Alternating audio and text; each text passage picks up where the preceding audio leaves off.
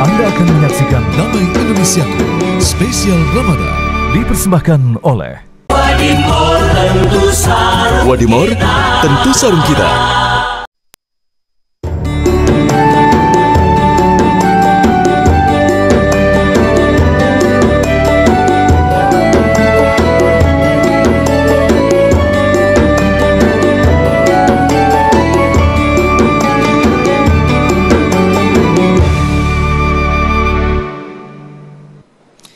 Bismillahirrahmanirrahim. Assalamualaikum warahmatullahi wabarakatuh.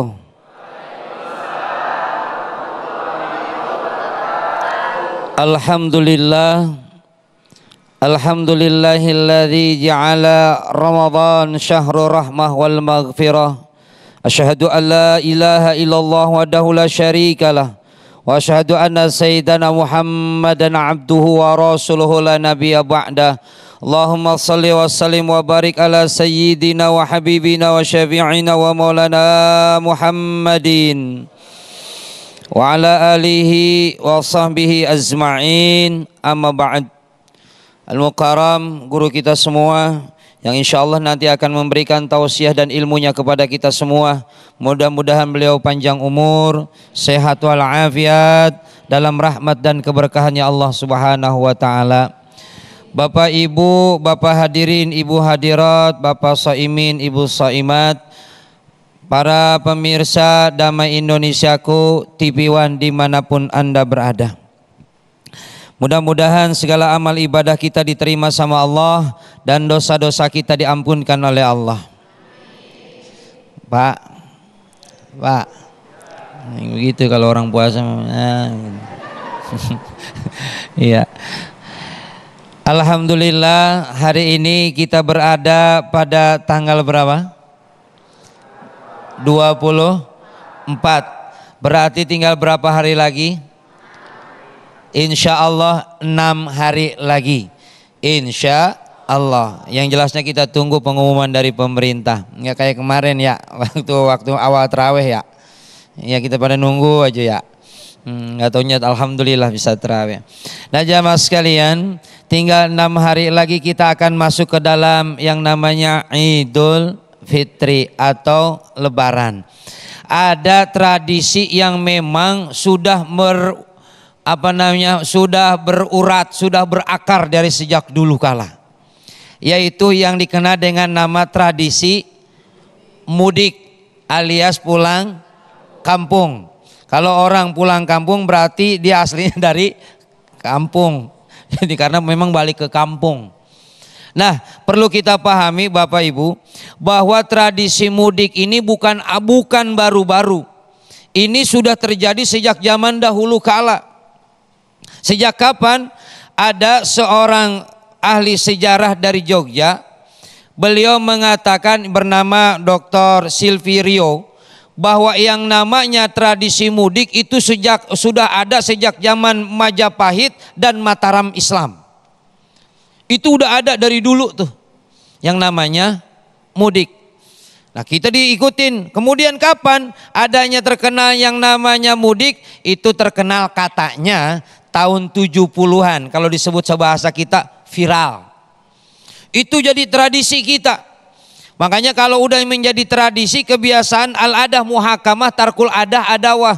Orang kalau udah jadi kebiasaan jadi adat, adat jadi hukum.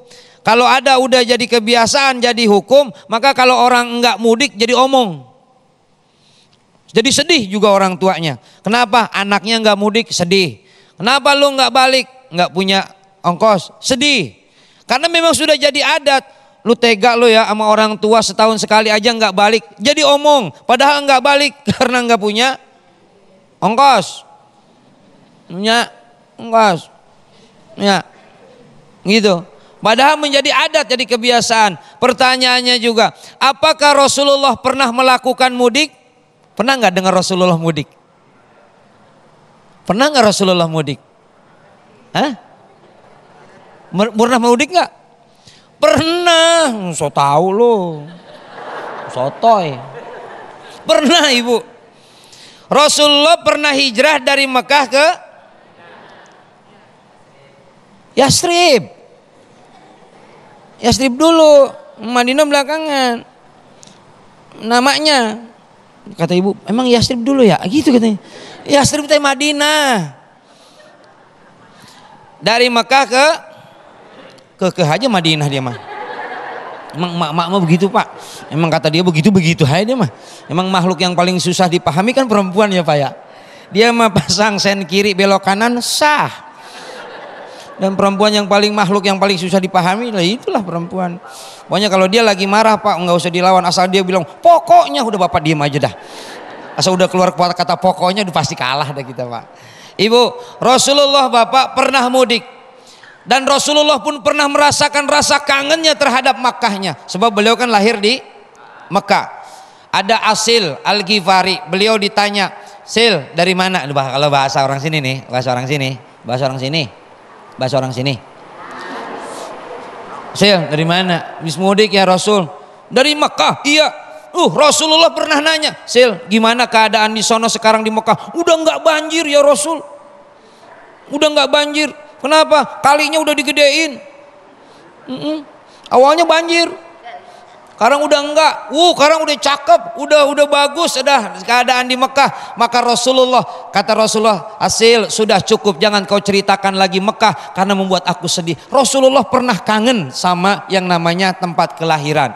Kemudian Rasulullah pernah mudik, pernah. Kapan? Ketika Rasulullah mudik ketika di usia pada tahun ke-8 Hijriah. Puasa diwajibkan ketika pada tahun 2 Hijriah. Kemudian Rasulullah hijrah pada kembali mudik pada tahun 8 Hijriah. Berarti puasanya yang keberapa? Ya, emang orang kalau puasa mah rada kurang mikir, emang rada. Iya. Ini kalau orang puasa kan begitu pelanga. Konsentrasi udah kurang. Pendengaran kurang tapi bagus. Yang dengerin ceramah sebenarnya ceramah nggak dibutuhin kalau acara bukber tuh. Ini ceramah nggak dibutuhin sebenarnya, yang nggak ditungguin ceramah tuh kalau bukber yang ditungguin kan azan maghrib. Nggak tua nggak muda tuh yang ditungguin azan maghrib tuh, kolok di 5:30 udah diputer-puter sama dia tuh. Ya. Jadi tahun puasa yang ke-6 Rasulullah pernah mudik. Pernah kembali ke kampungnya ke Mekah itu tapi Rasulullah mudiknya bukan mudik kayak kita, tapi yang disebut dengan peristiwa Fathu Makkah, pembebasan Mekah itu pernah terjadi. Maka bagi kita mudik, nanti beliau nih yang akan menjelaskan tentang manfaatnya, tentang gunanya ngapain kita mau mudik gitu ya Pak ya.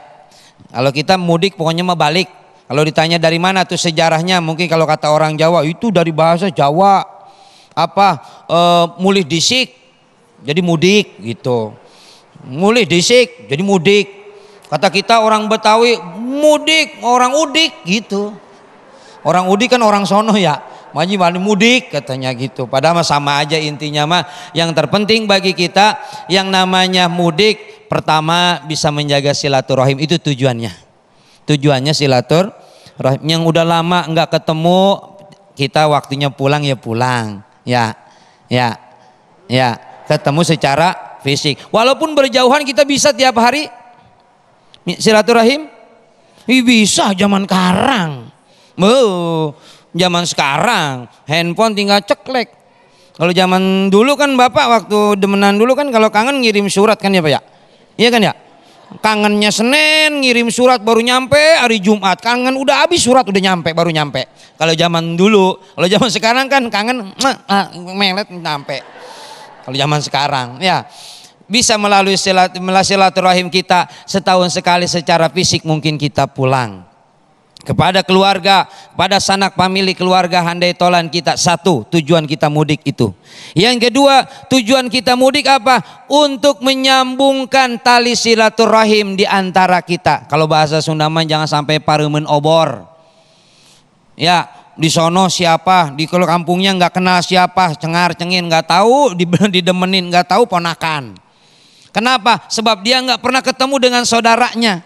Paling tidak untuk itu. Yang ketiga, kenapa tujuan kita mudik? Yang ketiga, berbagi rizki, berbagi nikmat. Ketika kita berada misalnya di Jakarta, rumah kita adanya di Kalimantan misal. Ya, balik nih ke Kalimantan. Kalau ntar kan terbalik tuh, dari Kalimantan balik ke Jakarta.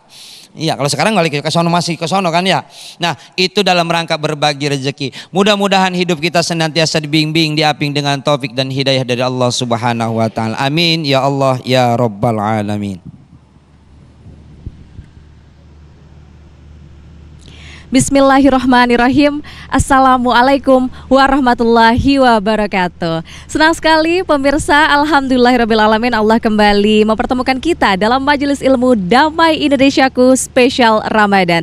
Pemirsa, mungkin hari-hari ini sudah ada sebagian dari masyarakat Indonesia yang melakukan aktivitas mudik atau pulang ke kampung halaman, yang mana perjalanan ke kampung halaman ini bisa cukup lama pemirsa, sehingga momentum mudik ini bisa menjadi momentum yang cukup besar dalam aktivitas kita di bulan suci Ramadan. Maka itu pemirsa, kita juga tahu di sisa bulan suci Ramadan ini kita juga sedang bersama-sama berjuang untuk mendapatkan malam Lailatul Qadar. Nah, seperti itu yang terjadi pemirsa, kira-kira bagaimana ya agar momentum mudik ini bisa bernilai ibadah, supaya ibadah kita di bulan suci Ramadan ini juga bisa maksimal. Untuk itu sore hari ini pemirsa sudah hadir guru-guru kita yang akan membahas lebih lanjut mengenai tema kita sore ini, yakni agar mudik bernilai ibadah. Ada Ustadz A.A. Jufri Rustandi dan juga ada Ustadz Fahmi Salim yang akan membahasnya bersama dalam Majelis Ilmu Damai Indonesiaku spesial Ramadan. Langsung saja pemirsa, disiarkan dari Masjid Jami Al-Muhajirin, Kali Abang Tengah, Bekasi Utara. Inilah dia Majelis Ilmu Damai Indonesiaku yang dipersembahkan oleh Sarung Wadimor, tentu sarung kita. Selamat menyaksikan.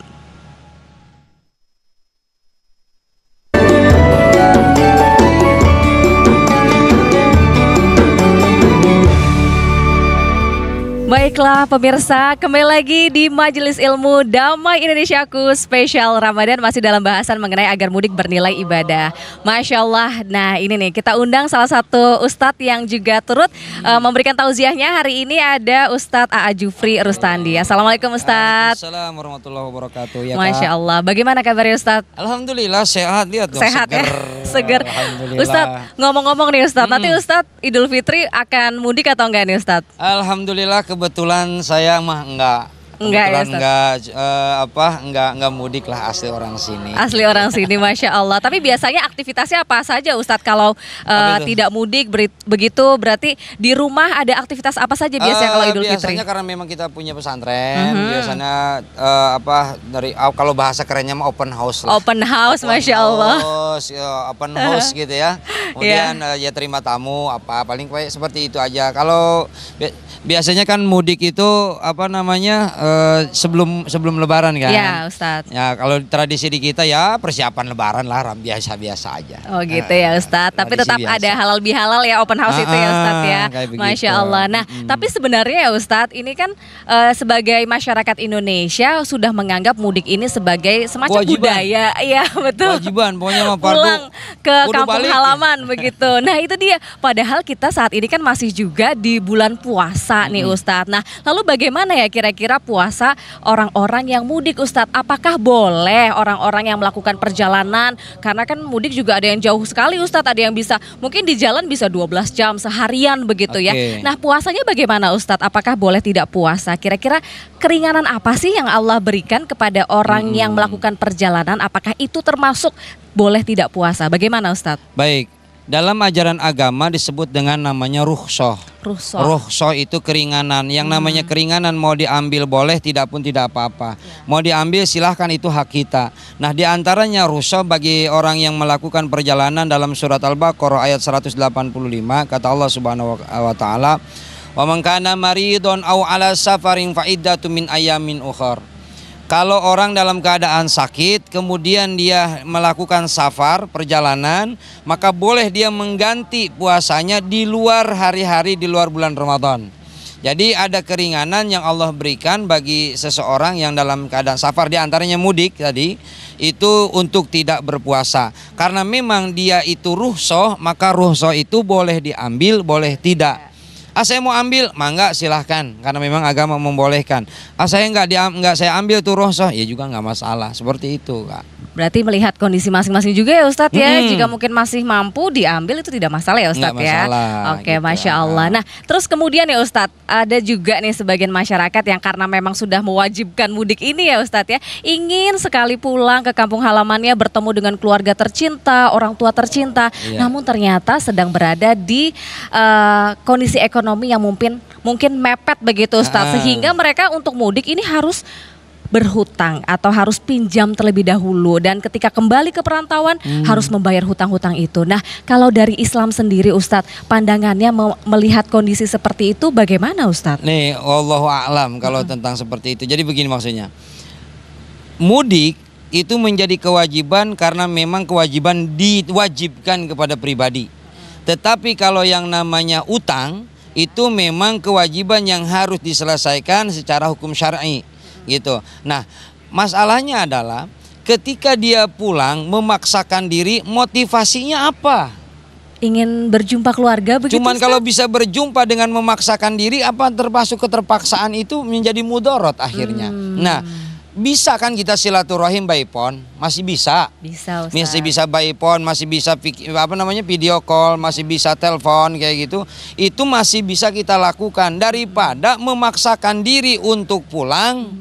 Tapi dalam penuh keterpaksaan, tapi dengan penuh penuh penderitaan pulangnya karena memang harus banyak yang harus dibayaran gitu ya.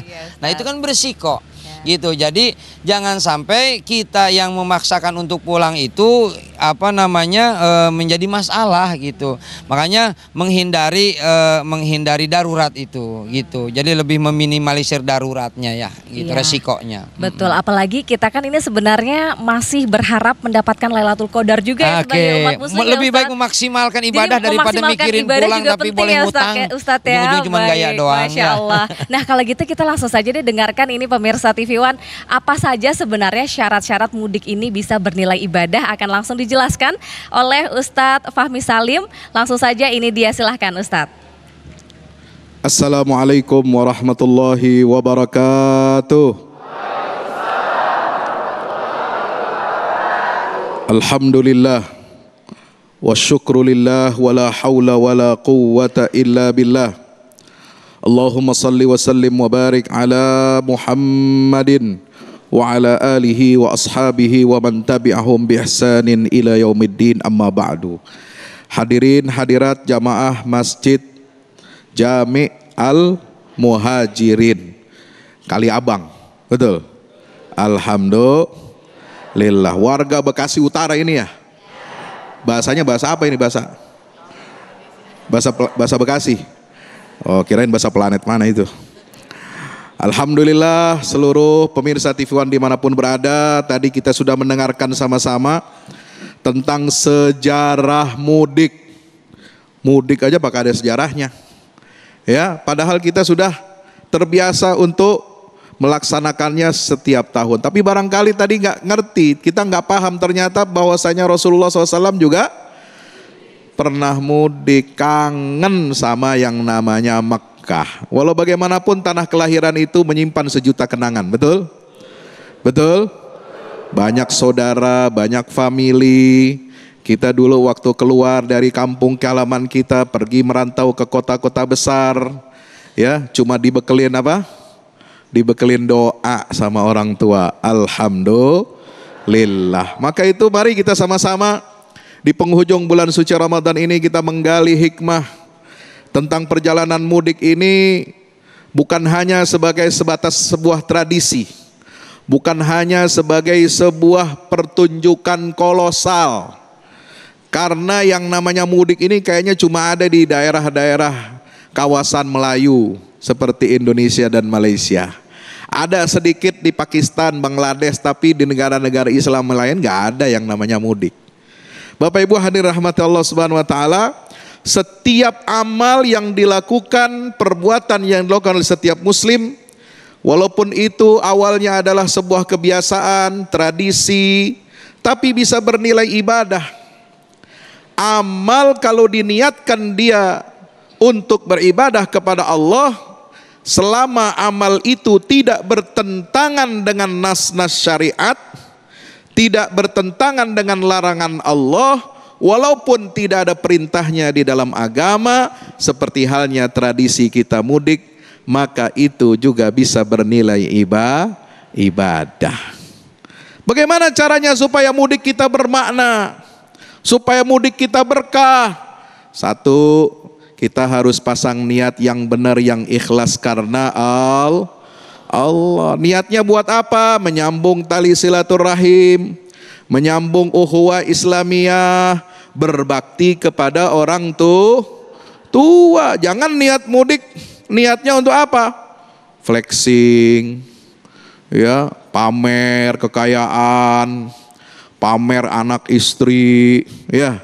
Jangan, nanti itu malah menjadi apa?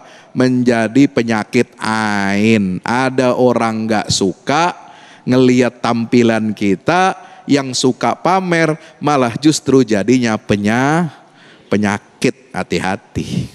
Yang kedua, bagaimana supaya mudik kita ini bernilai ibadah di sisi Allah Subhanahu wa taala, yaitu dengan menjaga adab dan akhlak selama perjalanan. Perjalanan mudik ini perjalanan yang melelahkan, betul? Jauh, capek, macet. Nah, kalau saya mah kagak ada mudiknya, lahirnya di kota. Mau kemana mudiknya? Iya, saya mah demen orang pada mudik. Alhamdulillah Jakarta orang pada mudik. Ya, perasaan tanahnya naikkan dikit begitu. Kenapa? Berkurang bebannya. Alhamdulillahirabbil alamin. Ya, jaga adab dalam perjalanan. Kalau macet, orang biasanya apa? Emosi, betul? Biasanya apa? Kesenggol dikit, marah, betul?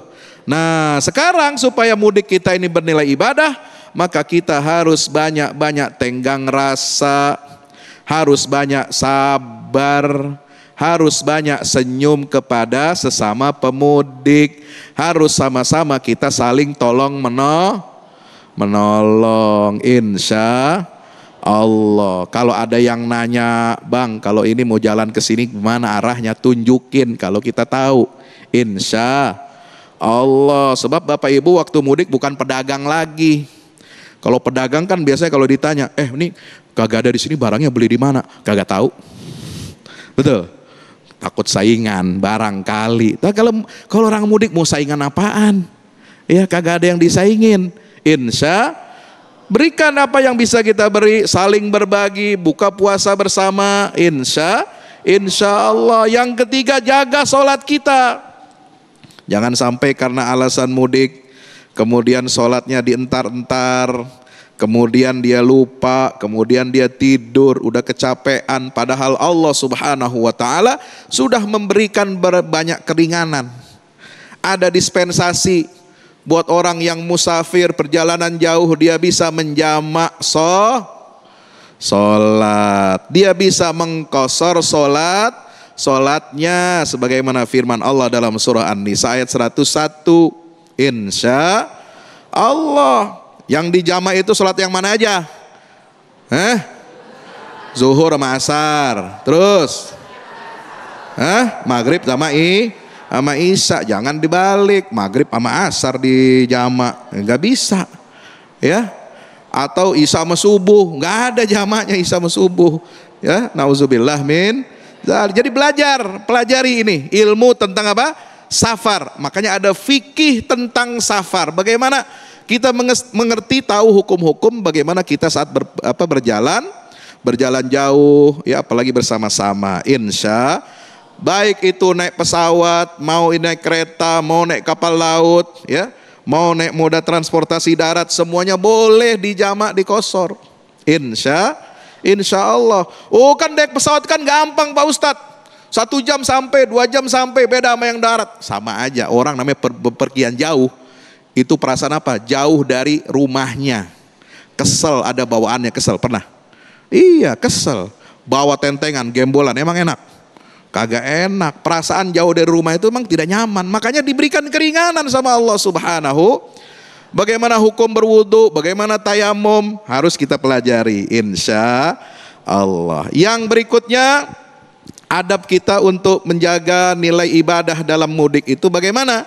Yaitu dengan kita menghindari perilaku yang sia-sia, apalagi perbuatan maksiat. Nauzubillah min zalik. Maka itu kalau kita sedang perjalanan mudik, ya, jangan kita ngata-ngatain orang, jangan kita menjelek-jelekan orang, jangan suka ghibah orang, ya. Jangan suka kita jahilin orang, apalagi sampai mencuri. Ya, lagi mudik, ya, mampir di rest area, sandal orang pada hilang. Padahal baru beli kemarin, sepatu hilang. Masya Allah, nauzubillah min. Ini nggak baik, jangan seperti itu. Ya, sama di kampung kita juga. Jangan kita memanfaatkan diri kita ketika berada di kampung, kita pamer kekayaan, pamer kesuksesan, lalu kemudian bisa menggores, menyakiti hati orang. Hati-hati. Nah, yang berikutnya adalah bagaimana supaya mudik kita beribadah. Ketika kita berada di tengah silaturahim bersama keluarga di kampung, jaga adab. Jangan suka ngomongin orang. Si Anu udah punya anak belum? Lu kapan kawinnya? Nyakitin orang itu nggak boleh. Orang lagi lebaran, pengen seneng-seneng, pengen bersuka cita, ternyata ada yang ngomongin saudara, ipar, macam-macam diomongin. Akhirnya apa? Orang nggak mau silaturahim sama kita. Nauzubillah min zalik. Mestinya Ramadan ini membawa apa? Membawa efek yang bagus.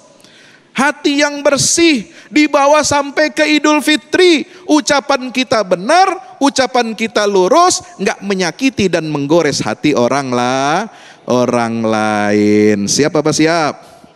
Insya Allah, mudah-mudahan dengan kita menjaga nilai-nilai seperti ini, mudik kita bernilai ibadah di sisi Allah Subhanahu wa ta'ala. Berkah, lancar, selamat di perjalanan, mudah-mudahan juga selamat sampai kembali ke tempat masing-masing. Amin ya rabbal alamin. Amin amin ya rabbal alamin. Terima kasih atas nasihatnya Ustadz Fahmi Salim. Itu dia pemirsa, ternyata perjalanan mudik ini juga bisa membukakan pintu-pintu pahala baru yang bisa kita dapatkan pemirsa jika kita ini istiqomah di jalan Allah. Masya Allah, semoga perjalanan mudik kita tentunya bisa membawa bernilai ibadah kepada kita. Amin amin ya rabbal alamin. Baiklah pemirsa, pada segmen selanjutnya kita akan membuka sesi tanya jawab bagi para jamaah yang sudah hadir di Masjid Jami Al Muhajirin. Namun kita akan jeda terlebih dahulu. Usai jeda, Majelis Ilmu Damai Indonesiaku spesial Ramadan akan kembali untuk Anda.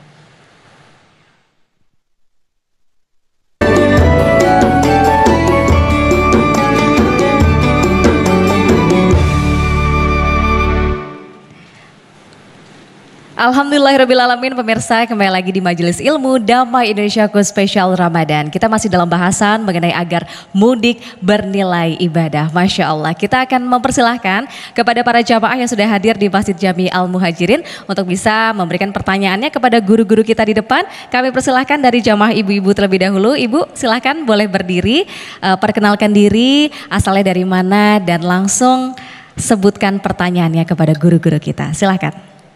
Baik, terima kasih. Nama saya Ibu Rohayati, asalnya ya dari Perumahan Alinda Blok O1. Masya Allah. Ya, ingin bertanya apa Ibu? Saya ingin bertanya Ustadz mengenai penjelasan Ustadz tadi tentang mudik agar bernilai ibadah. Insya Allah kita kan kalau mau mudik ini udah mempersiapkan segala sesuatunya ya, baik bekal makanan juga persiapan diri agar bernilai ibadah mudik kita. Seperti kita sudah membaca doa, baca ayat kursi, sholat 2 rakaat gitu ya Ustadz ya. Terus kita juga selalu menjaga sikap dalam perjalanan gitu Ustadz, selalu berzikir. Tetapi ada satu hal pada saat mudik ini kita tidak bersedekah gitu. Kita tidak bagi-bagi ampau lah gitu, atau di perjalanan kita tidak memberikan sedekah kepada orang yang meminta-minta di jalan gitu Ustadz ya. Apakah itu mempengaruhi atau mengurangi nilai mudik kita gitu, tidak bernilai gitu mudik kita Ustaz, tidak maksimal. Itu pertanyaan saya. Baik. Terima kasih. Wassalamualaikum warahmatullahi wabarakatuh. Waalaikumsalam warahmatullahi wabarakatuh. Masya Allah luar biasa sekali nih Ustadz, masih dalam perjalanan tapi masih memikirkan sedekah. Mungkin nampaknya Ibu pengen dijawab langsung ya sama Ustadz Fahmi Salim. Kalau begitu kami persilahkan kepada Ustadz Fahmi Salim untuk bisa menjawab pertanyaan dari jamaah kita. Silahkan Ustadz. Baik, terima kasih. Sedekah adalah salah satu amalan yang sangat baik ya dalam ajaran Islam. Dan Al-Quran sendiri menggarisbawahi pahala buat orang yang bersedekah itu ya seperti orang yang menanam satu benih tumbuh kemudian batang satu itu ada 7, berarti masing-masing ada 100 gitu ya. Jadi pahalanya 700 kali lipat. Masya Allah tabarakallah. Sehingga memang sedekah ini tentu saja menjadi amalan yang disukai oleh banyak orang, terutama yang menerima sedekah. Ya, tapi yang melaksanakannya belum tentu ada yang suka, ada yang merasa keberatan atau merasa ada dia nggak mau. Ya, menurut saya, hemat saya begini, tidak ada syarat mudik kita harus bersedekah atau bagi-bagi angpau, nggak ada. Itu nggak ada syarat dan rukunnya. Ya, sebab mudik ini bukan ibadah mahdoh.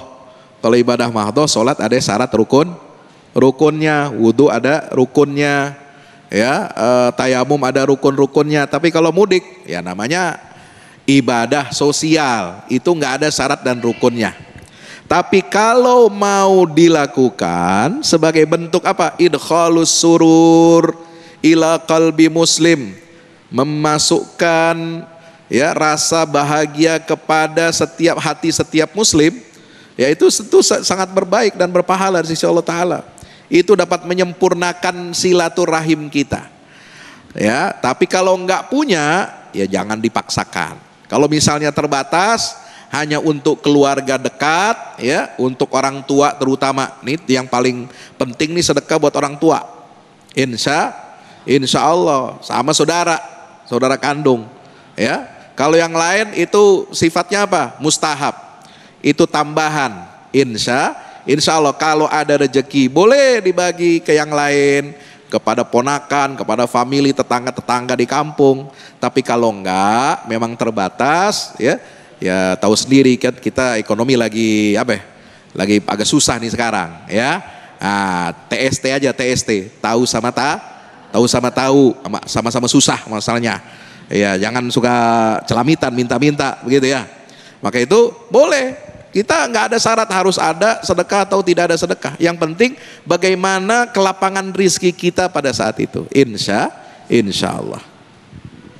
Berarti tidak masalah juga ya Ustadz untuk menyusun skala prioritas ya Ustadz ya, untuk siapa yang mungkin akan kita beri terlebih dahulu gitu ya Ustadz. Masya Allah. Begitu Ibu Rohayati, semoga menjawab ya. Nah selanjutnya kami akan mempersilahkan pemirsa kepada jamaah bapak-bapak nih untuk yang ingin bertanya kepada guru-guru kita. Silahkan Bapak yang ingin bertanya boleh berdiri, sekali lagi perkenalkan dan sebutkan pertanyaannya.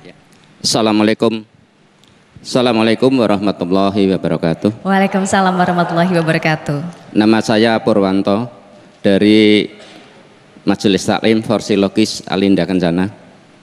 Pertanyaannya demikian Pak Ustadz.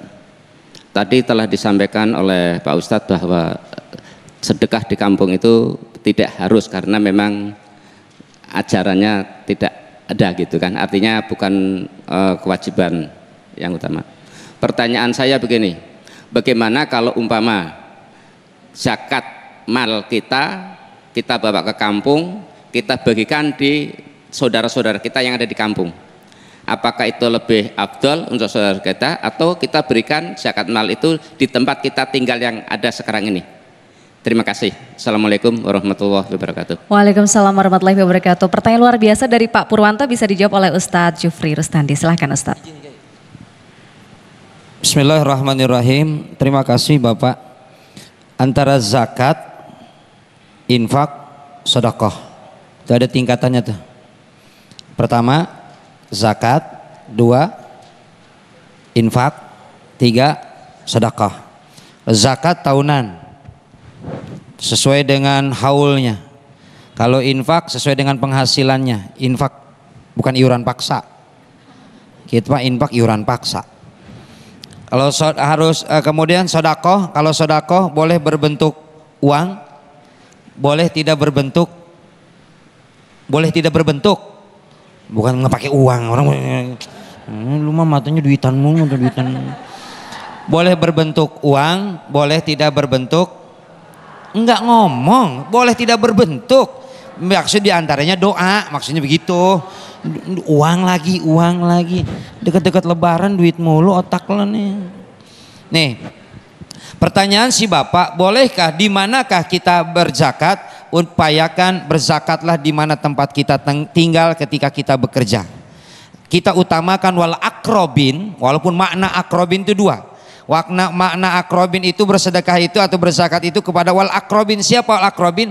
Akrobin yang korib, yang dekat dengan tempat tinggal kita, satu. Yang kedua, akrobin itu orang yang secara nasab itu paling dekat dengan kita. Daripada mohon maaf dalam artian tanda petik, daripada santunan yatim, pengen disebar, pengen dikenal orang dengan santunan yatim, dia punya mamang kere, punya mamang miskin, kaca aja mamangnya. Daripada pengen santunan yatim tapi dipublish. Ngerti maksud saya? Iya. Ini orang lain, kalau yang hadir di sini insya Allah ahli ibadah lah. Harap banget. Kalau nggak boleh ada untung Pak, kalau dia untung amin aja. Jadi gitu Bapak. Jadi utamakan yang di sini. Kemudian bagaimana sedekah kita? Boleh kita sedekah ketika kita mudik, kita bagi ke sana. Kalaupun memang ada yang wal akrobin tadi, zakat kita di sini, misal bapak ini kebetulan zakat malnya, misalnya Pak, ini mah lagi misal ya Pak ya. Ini kalau namanya ngelamun mah jangan kecil-kecil Pak. 2 miliar Bapak. Lagi ngayal. Siapa tahu kenyataan ya. Kira-kira cukup Pak, zakat Bapak 1 tahun 2 miliar cukup? Kalau kurang saya tambahin 5 miliar. Nanti bang ngelamun doang. Zakat di sini misalnya si bapak zakat malnya 2 miliar. 1 miliar wal akrobin tempat tinggalnya, 1 miliar lagi wal akrobin saudaranya. Bisa dibagi begitu Pak. Makanya itu keutamaannya. Kalau sodako, kalau zakat kapan aja bisa kita keluarin. Kemudian kalau sodako bisa enggak berbentuk uang, nyengir. Tabassumulaka bahwa sodako, nyengir kamu sodako. Tapi ini enggak berlaku buat semua Pak. Bangun masjid enggak cukup pakai senyum. Ini masjid mau dibangun, enggak jadi Pak. Datang ke material tetap harus dibayar tuh situ semen. Ya, gitu. Makanya kalau kita mau bersedekah nih mumpung bulan Ramadan, saatnya kita beribadah dengan bersedekah. Dia pun dilipat gandakan. Jangan pelit Pak, jangan pelit. Ciri-ciri orang pelit di mana mau sedekah mikirnya lama. Itu ciri-ciri orang pelit Pak. Ngasih enggak, pasti enggak. Gope goceng, pasti. Gak percaya gue sih. Gope goceng pasti. Gope pasti itu. Ya. Orang yang pelit di mana mau sedekah mikirnya lama. Nih mumpung Ramadan banyak kita kalau zakat fitrah sih udah wajib kita. Zakat mal seperti si bapak tadi, 1 tahun 2 miliar. Si bapak ya Allah, amin ya Allah. Ya, itu memang kewajiban. Tapi bersedekah kita mumpung bulan Ramadan nih. Ada orang buka puasa, saatnya berbuka, kita kasih takzir. Ya Allah punya duit 200.000, alhamdulillah, bikin kolak kasih ke masjid. Sebanyak orang yang memakan kolak kita, sebanyak itu pahala buat kita. Nggak usah amin, sodako. Ngapain jadi amin, sodako? Malah amin. Nggak cukup pakai amin. Ya Allah punya duitnya 100.000, udah berapa mampunya. Ya Allah punya duitnya 20.000, udah beli gorengan 20, bawa ke masjid. Sebanyak orang yang makan gorengan, sebanyak itu pahala kita. Ya Ustaz, ada 2.000. 2.000 gimana nih? 2.000 gimana? Beli gorengan atuh potong 8. Darah begini tak?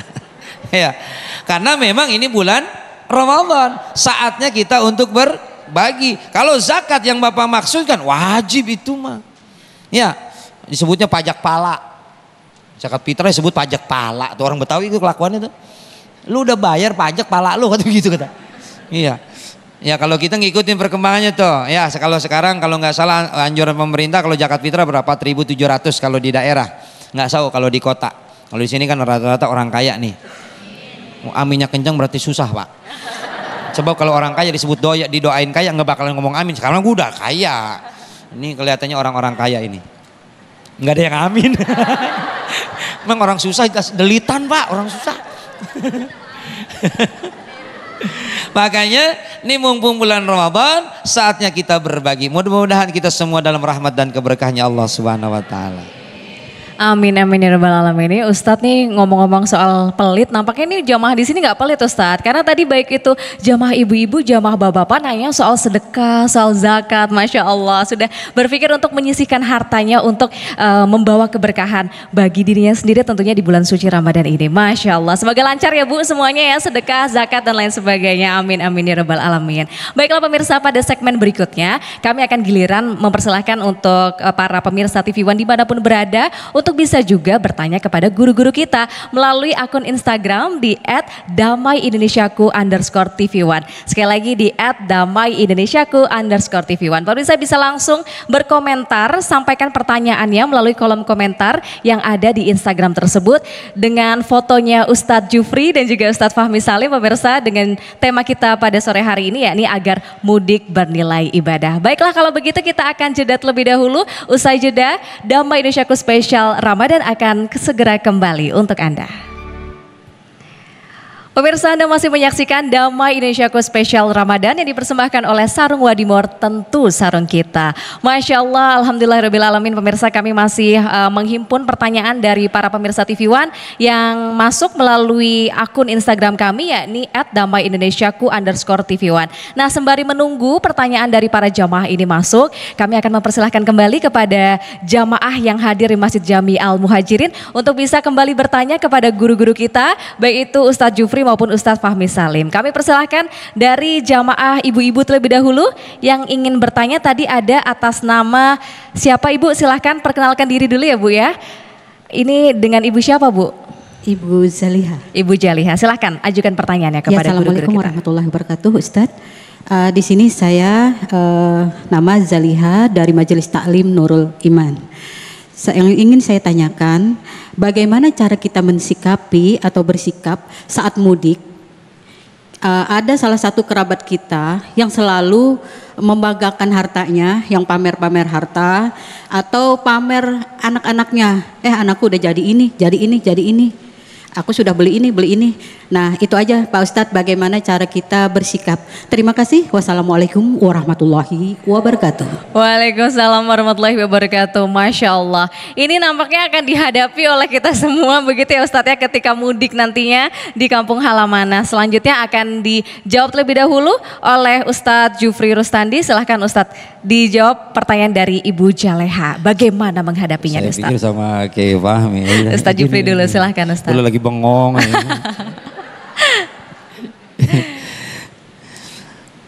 Orang yang kayak begitu namanya apa? Sombong. Kalau ria dia pamer dengan kepunyaannya. Tapi kalau dia sambil membanggakan, ujub. Ujub itu bangga dengan pribadinya. Ini anak saya gini loh, anak saya kupingnya 2 loh. Misalnya, kemudian dia kategori itu takabur, namanya sombong. Maka haram apa yang dilakukan oleh orang tersebut. Hidup kita apa sih yang kita sombongkan? Semua hada min fadli Rabbi, semuanya dari Allah Subhanahu wa taala. Apa yang kita sombongkan di alam dunia? Kita pulang, tadi ada chat tuh, maksain mudik Pak, boleh ngutang demi gaya dengan 1 juta sensasi, padahal dia sebulan 1 juta. Boleh ngutang. Iya. Tapi kalau tujuannya dia untuk sombong, maka haram hal itu dilakukan. Sombong hanya punya apa yang kita sombongkan. Gak ada yang patut kita sombongkan. Terutama di dalam bulan Ramadan ini, kita nggak makan, nggak minum 1 hari saja lemesnya, masa Allah. Mata udah peletet. Ya, jalan udah gontai. Kan kalau bulan Ramadan begitu. Ya, kekuatan nggak seberapa kita yang berkurang karena cuma nggak makan dan nggak minum. Apa yang harus kita sombongkan? Nggak pantas kita sombong. Yang pantas sombong cuman sombong dengan apa? Sombong dengan jabatan. Seberapa lama kita menjabat memiliki dalam satu jabatan? Paling banter 5 tahun, 6 tahun, 8 tahun. Habis itu wes bablas pensiun. Sombong dengan harta yang kita miliki. Sebanyak apa kita punya harta? Harta yang hakikatnya yang kita miliki adalah harta yang dinikmatin oleh orang lain, dan itulah harta yang hakikatnya yang akan kita menemani kita nanti di alam barzah. Sombong dengan kecantikan, sombong dengan kegantengan, sombong dengan kecantikan, dengan kegantengan. Tambah tahun, tambah umur, tambah tua, tambah jelek. Mendingan yang jelek Pak istiqomah. Oh iya, yang jelek istiqomah. Yang cakep berubah. Dulu dia loh waktu SMA ganteng putih, sekarang hitam buluk ya. Ketemu lagi, dia memang dari dulu juga hitam. Noh, yang hitam itu istiqomah Pak. Makanya apa yang kita sombongkan dengan apa yang kita miliki saat ini? Ilmu. Wa ma utitu minal ilmi illa qalila. Kita dikasih ilmu sering sedikit. Saya bisa begini, belum tentu bisa yang dimiliki zaman Bapak. Bapak bisa begitu, belum tentu bisa kayak begini. Saya sombong dengan keilmuan saya, bisa ceramah nyepelein tukang son. Apa nih son? Nggak bisa. Beliau mungkin ahli di bidang son, nggak bisa diceramah. Saya bisa ceramah, nggak ngerti son. Coba tukeran. Tukang son suruh ceramah, saya megang son. Dia ceramah jamaah kabur, saya megang son meleduk. Kita dikasih ilmu sering sedikit Pak. Orang Jepang pinter bikin motor. Bapak bisa bikin motor? Kredit? Nah, paling bisanya kredit. Tapi jangan kira Pak, kita nggak bisa bikin motor tapi bisa bikin ketupat. Tanya orang Jepang, nggak bisa bikin ketupat Pak. Ayo. Dia punya makanan itu. Orang Amerika punya hamburger, nggak punya Pak yang namanya gehu. Tanya ke orang Amerika, what the meaning gehu? Misro is the combro. Coba Bapak Pak masih bawa makanan misro combro ke Amerika. What? Ini mereka nggak ngerti makanan itu. Tapi memang itu kita punya kelebihannya di bidang itu. Maka kita nggak boleh kita sombong dengan apa yang kita miliki. Kalau kita sudah sombong dengan apa yang kita miliki, Allah akan cabut bisa dengan caranya sendiri. Ya Ibu ya. Kita sombong dengan kekayaan, dengan kebanggaan. Nggak seberapa harta yang dikumpulkan puluhan tahun. Kalau Allah mau cabut 2 jam kelar, kebakar. Sombong dengan mau kendaraan, punya mobil gua cakep, nggak usah lama, 5 menit kelar, diambil orang. Apa namanya? Dicolong, diambil orang, dibegal orang. Bisa jadi kalau memang kayaknya begitu. Makanya itu kita mah nggak usah sombong. Makanya hidup mah biasa, bener nggak? Mentak hidup mah biasa. Ini udah, Bapak Pak ngomong Pak. Gua kalau bapak-bapak tuh dianggap hidup, diem, hidup. Kalau bapak-bapak gitu Ustaz ya. Ngap Bapak tuh. Pak, halo. Sabar Pak, 2 jam lagi ya, sabar ya. Makanya hidup mah biasa. Kaya biasa. Pinter biasa. Pejabat biasa. Sepinter apapun Kiai Fahmi, ilmunya tinggi, menggelegar dakwahnya, nggak ada jamaahnya, disebut hebat? Enggak, disebut sebut PA Kiai disebut PA. Masya Allah. Begitulah songongnya emak-emak. Makanya hikmah pertemuan kita sama-sama tawadhu, rendah hati. Yang harus rendah hati, yang tidak boleh tadalul. Apa tadalul? Menghinakan diri. Baju cumpang camping, pakai peci miring, pakai baju balikin lagi. Pakai baju enggak jelas, kancing miring menyong-menyong. Namanya tadalul, menghinakan diri, haram. Yang harus tawadhu, merendah hati. Kalau tadalul rendah diri. Yang enggak harus itu tawadhu, rendah hati. Yang tidak boleh takabur. Takabur sombong. Kalau menghinakan diri tadalul. Kalau merendah hati tawadhu. Pak, ya Allah, malas banget udah bapak. Ampun dah bapak. Dah segitu aja dah ya. Pak, maghrib 2 jam lagi. Masya Allah, terima kasih Ustadz. Itu dia ya Ibu ya, jangan sampai sombongnya orang lain kita balas sombong juga ya Ustadz ya. Kita tetap harus rendah hati, namun tidak rendah diri begitu ya Ustadz. Masya Allah. Baiklah, selanjutnya kami persilahkan kepada penanya dari jamaah bapak-bapak nih yang ingin bertanya kepada guru-guru kita. Silahkan Bapak boleh berdiri, dengan Bapak siapa ini dan apa pertanyaannya? Bismillah. Assalamualaikum warahmatullahi wabarakatuh. Waalaikumsalam warahmatullahi wabarakatuh. Nama saya Nana Supriyatna, orang Sunda. Dari mana? Dari pengurus Masjid Jami Al-Muhajirin Alinda, Kali Abang Tengah, Kota Bekasi, Jawa Barat. Biar dikenal. Ustadz, tadi saya tertarik sama Pak Ustadz. Boleh Pak Ustadz Helmi yang gantian ya. Sekarang ini ekonomi kita lagi pada sulit. Tidak baik-baik saja. Ada sebagian dari masyarakat kita, dari kita semua, ada yang tidak bisa berangkat mudik. Gara-gara tadi ongkosnya kurang. Mungkin di sana kalau biasa ketemu sama mamang, sama bibi, biasanya nggak ngasih, malu ya seperti itu barangkali. Nah, karena ini fenomena baru seperti ini, banyakkan yang tidak mudik, saya justru bertanya, tips apa nih Pak Ustadz bagi kita yang tidak bisa berangkat mudik supaya apa? Tetap bahagia, tetap ada nilai ibadahnya. Bila perlu ada terobosan apa di sini nih untuk masyarakat di sini. Oh, ternyata nggak mudik juga, kita asik-asik saja. Itu Ustadz, terima kasih.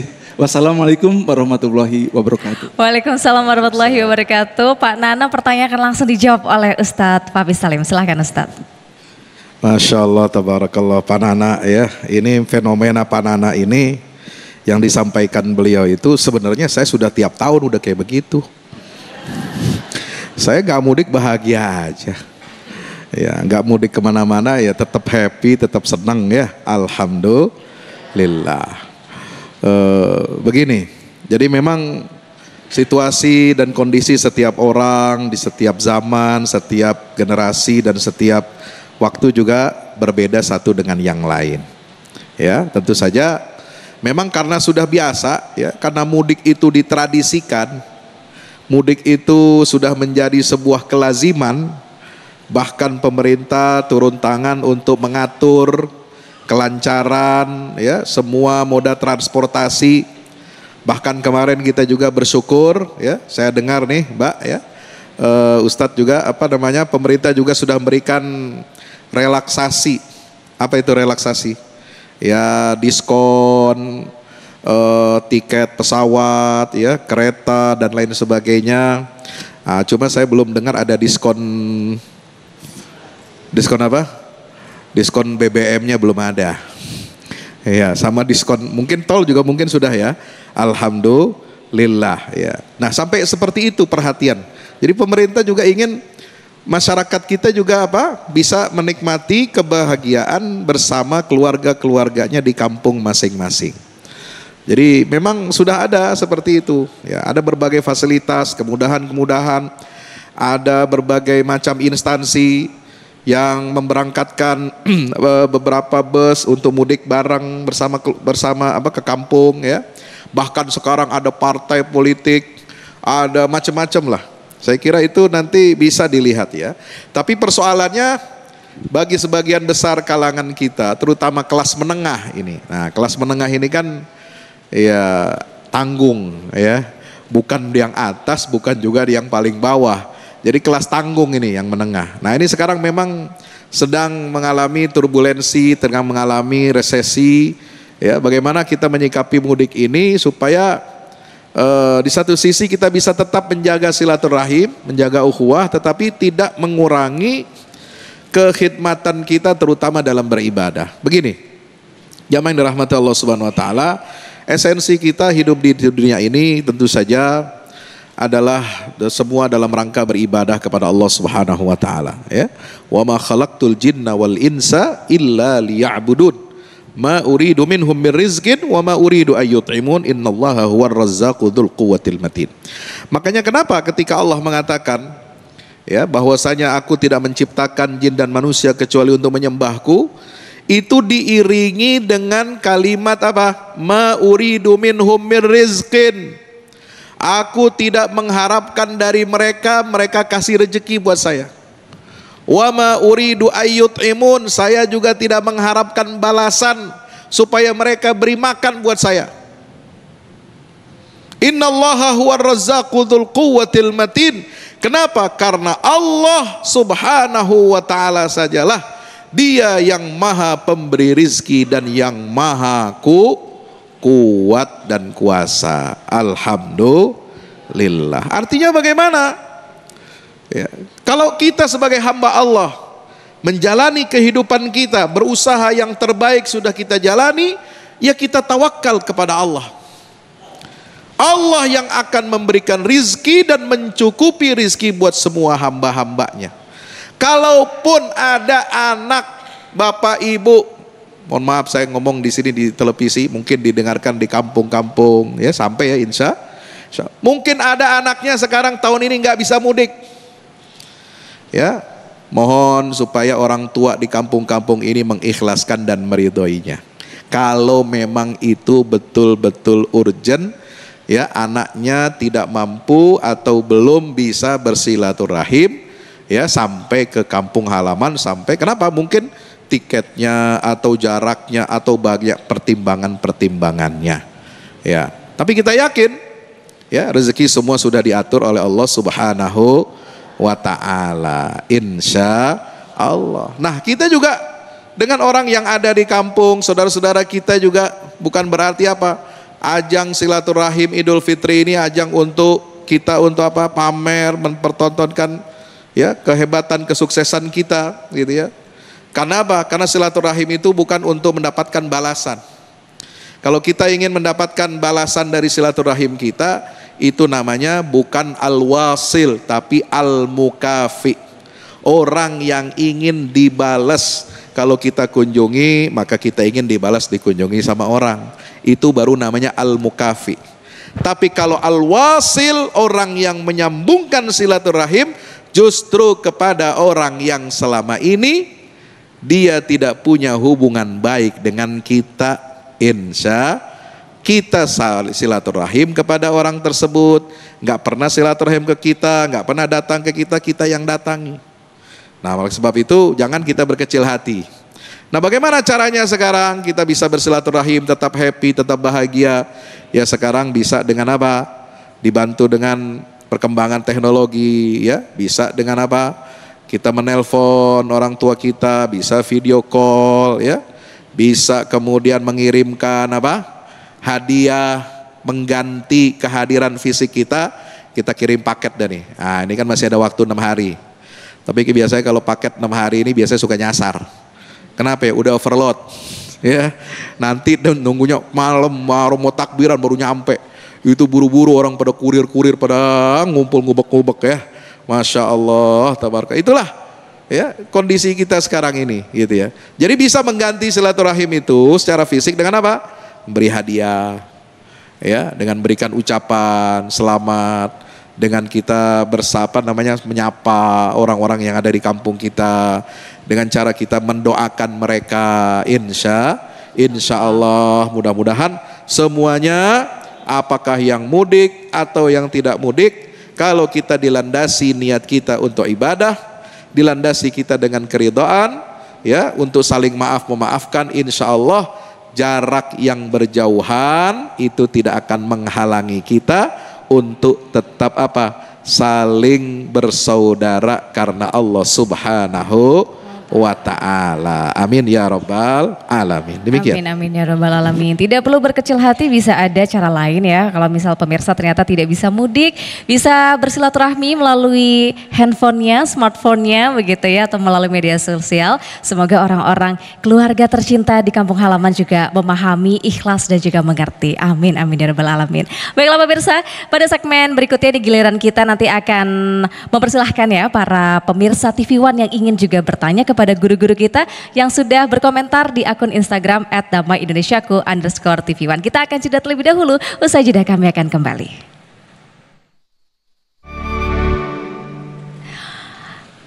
Alhamdulillahirrabbilalamin, pemirsa, kembali lagi di Damai Indonesiaku spesial Ramadan. Kita sudah melihat ini komentar dari para pemirsa TV One yang berkomentar melalui akun Instagram @damaiindonesiaku_TV1 dan akan langsung dijawab oleh guru-guru kita. Yang pertama nanti akan dijawab oleh Ustadz Fahmi Salim. Ini ada pertanyaan Ustadz dari Instagram @bagas_santuy21. Nah, ini pertanyaan adalah, Assalamualaikum Ustadz, untuk sholat jamak pas mudik itu harus berapa kilo ya jaraknya Ustadz? Mungkin boleh kita ingatkan lagi Ustadz kepada para pemirsa, kira-kira kalau menjamak sholat itu bagaimana hukumnya dalam perjalanan? Silahkan Ustadz. Ya. Terima kasih Mas Bagas. Bismillah, alhamdulillah, salatu wassalamu ala rasulillah wa ba'd. Jadi untuk hukum menjamak sholat ini ya, umumnya para ulama itu mempersyaratkan minimal ya, perjalanan itu jaraknya sejauh kurang lebih 70 km. Ya, 70 km sudah bisa untuk dijamak. Insya Allah. Nah, jadi seperti itu. Jadi memang ada banyak keringanan-keringanan yang diberikan ya kepada kita. Terutama ketika kita sedang musafir, jangankan sholat bisa dijamak. Ya, puasa saja Ramadan itu kalau kita musafir jarak jauh melelahkan. Ya, kalau kita mau berbuka misalnya pusing, sakit, ya masuk angin dan sebagainya, itu bisa kita berbuka. Ya, tapi biasanya orang Indonesia umumnya kalau perjalanan dia tetap dipaksakan puasa. Padahal itu boleh untuk berbuka. Ya, sebab apa? Allah itu senang kalau rukhsahnya itu diambil. Ya, rukhsahnya Allah itu diambil, itu Allah senang. Artinya apa? Itu bagian dari ketaatan kita kepada Allah. Allah kasih keringanan ya kita ambil. Ya, tapi kalau kita nggak mau ambil juga nggak masalah, tidak berdosa juga. Tapi sebaiknya itu diambil. Nah, seperti misalnya dalam jamak kita perjalanan jauh, ya. Kemudian apalagi juga macet-macetan, perjalanan yang biasanya ditempuh 70 kilo ya sudah bisa dicapai dalam 1 jam, ini bisa berjam-jam. Ya, itu ternyata membuat badan kita lelah, capek dan lain sebagainya. Belum lagi emosi kita tidak stabil ya. Ketika misalnya kita sedang bermacet-macet ria di jalanan atau menghadapi masalah, misalnya mobilnya mogok lah, Masya Allah ya, atau pesawatnya di-delay gitu kan, ini kan bikin suasana hati juga tidak nyaman. Maka itu kita ikuti ya kemudahan-kemudahan dan keringanan-keringanan bagi kita untuk beribadah, termasuk diantaranya sholat jamak atau digabungkan. Demikian. Baik, terima kasih Ustadz. Nah, selanjutnya ini pertanyaan berikutnya dari @AhmadZM18. Ini, Assalamualaikum Ustadz, mohon maaf solusinya gimana menghadapi pertanyaan-pertanyaan rutin pas lebaran, yakni kapan nikah, kapan nikah. Silahkan Ustadz Jufri bisa menjawab ya Ustadz. Bagaimana nih untuk boleh kasih bantuannya Ustadz, kira-kira jawabannya apa nih kalau ditanya kapan nikah begitu, terutama sama saudara-saudara nih Ustadz. Silahkan. Baik, terima kasih. Ya cuma ditanya kapan nikah, ya kapan we atuh. Ya memang pertanyaan itu, hidup itu kan selalu begitu ya. Waktu kita belum sekolah, kapan sekolah? Sudah sekolah, kapan lulus? Udah lulus, kapan kerja? Udah kerja, kapan nikah? Udah nikah, kapan punya anak? Ya, terus kapan ngawinin? Jadi hidup itu kan memang selalu begitu ya. Kalau dari pertanyaan agak riskan atau bukan riskan, risi ketika ditanya kapan nikah, kesannya jomblo gitu ya. Kesannya jomblo. Padahal ya enggak gitu. Kalau memang pertanyaan itu ya dianggap aja pertanyaan itu mah ya anggap apa ya? Heureuy aja ya, bercanda we gitu ya. Pertanyaan kayak begitu mah sebab pertanyaan yang tidak menohok-nohok amat ya. Kalau misalnya udah umuran gitu, udah umuran belum nikah juga, yang bilang aja ya belum ada jodohnya, apa susahnya ya. Kita aja yang udah nikah liar ya Pak ya. Ya ada yang udah nikah aja liar, apalagi yang belum nikah liarnya apa? Pengen nikah. Yang udah nikah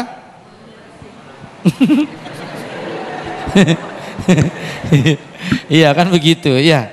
Jadi hal biasa aja lah itu mah ya, gitu Kak. Wallahu a'lam.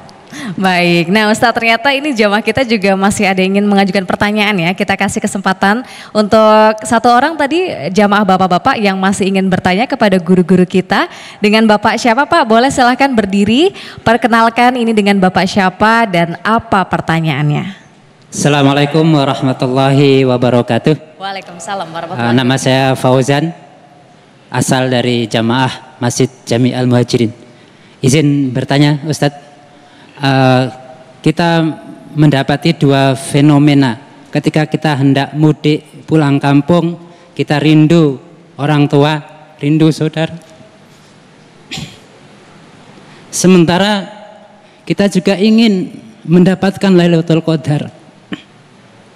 Kira-kira apakah ketika kita mudik di perjalanan kemudian kita bisa mendapatkan Lailatul Qadar, ataupun bagaimana? Mungkin pendapat Ustadz. Terima kasih. Wassalamualaikum warahmatullahi wabarakatuh. Waalaikumsalam warahmatullahi wabarakatuh. Terima kasih, pertanyaan yang bagus ya.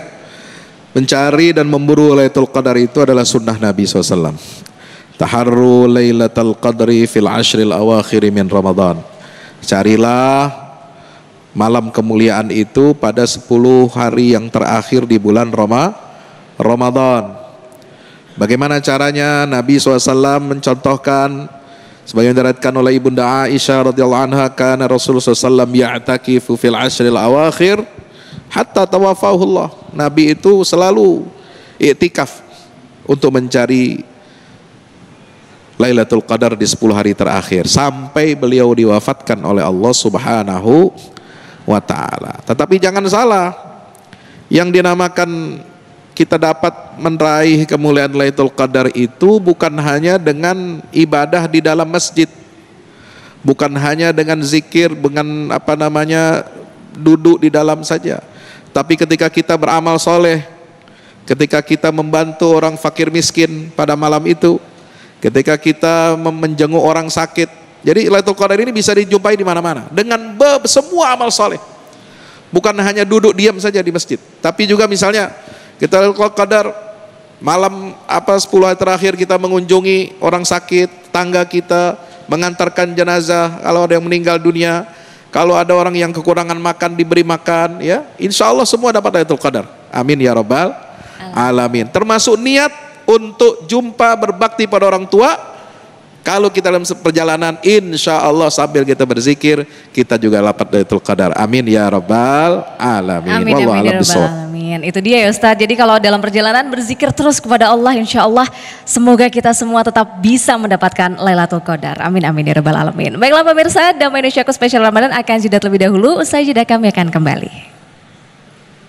Masya Allah pemirsa, tak terasa kita sudah di penghujung acara Damai Indonesiaku Spesial Ramadan. Semoga apa yang tadi sudah disampaikan oleh guru-guru kita bisa kita amalkan dengan baik pemirsa, baik itu yang disampaikan oleh Ustadz Jufri Rustandi maupun Ustadz Fahmi Salim, supaya mudik kita bisa bernilai ibadah. Amin amin ya rabbal alamin. Akhir kata saya Fahada ini pamit undur diri. Damai Indonesiaku Spesial Ramadan yang dipersembahkan oleh Sarung Wadimor, tentu sarung kita mengucapkan terima kasih atas kebersamaan Anda. Wabillahi taufiq wal hidayah. Wassalamualaikum warahmatullahi wabarakatuh.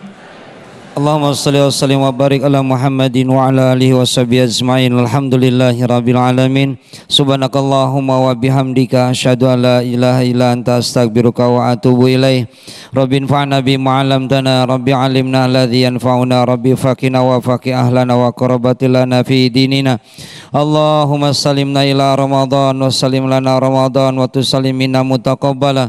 Allahumma innaka afuwun karim, Allahumma innaka afuwun karim tuhibbul afwa fa'fu anna ya karim. Allahumma rabbana taqabbal minna wudu'ana wa salatana wa siyamana wa qiyamana wa ruku'ana wa sujudana wa takhashu'ana wa tadarru'ana wa tahlilana wa ta'abudana wa tamim taksirana birahmatika ya arhamar rahimin.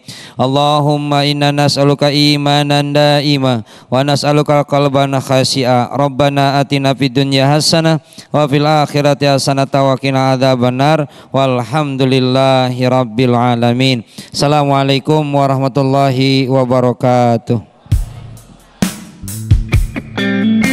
Ku buka jendela pagi dan dosa pun menghampiri.